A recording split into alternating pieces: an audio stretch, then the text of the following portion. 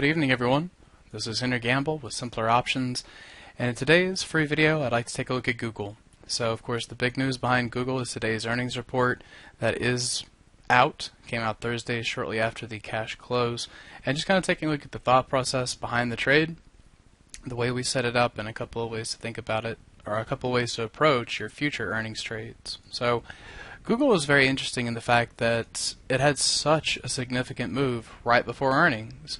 When we were sitting back here playing at 555, then I felt like my decision was very easy. I definitely wanted to play Google to the long side. But then when you got up here a little bit closer to 600, it gets a little tougher. You have the psychological level of 600, which will probably, or can be completely blown through by earnings, of course. But you also think if there's a muted response, can it hover near 600? And then I also try to come back to the weekly charts, where anytime you know that you have these weekly squeezes forming, you know you've got the potential for a bigger than expected move. So a lot of different emotions around that, and how did we end up playing it? Well, my core position on this is one of the things that I've found to be most helpful around earnings, and that is this trade right here.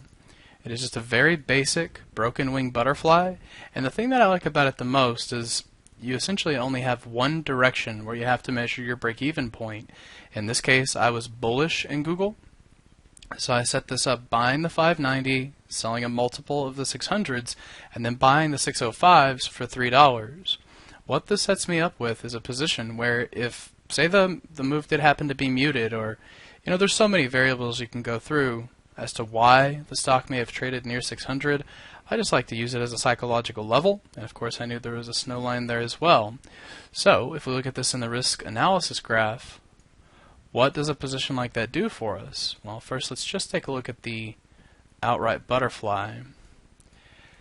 And this has been so helpful to me in earnings because the only thing you're having to figure with a position like this is your single break-even point. If the underlying stays muted, then that's where you'll do really well with it, and then if it exceeds the expected move, we still will make money because of the fact that we've got that deeper in the money call. Now, of course, you do still have risk to the downside, but the big thing for me in this is doing it as a broken wing instead of a balanced protects you when you find Google trading up to something like it is now. If we look at the extended session, you'll see it all the way up here into 650. So we're not going to max out the butterfly, but we're still going to make money, and it's just a very accommodating strategy to use in those positions. So I like modifying it for that. It's a strategy that I'm going to continue to use on these bigger movers, and I hope you guys find it helpful.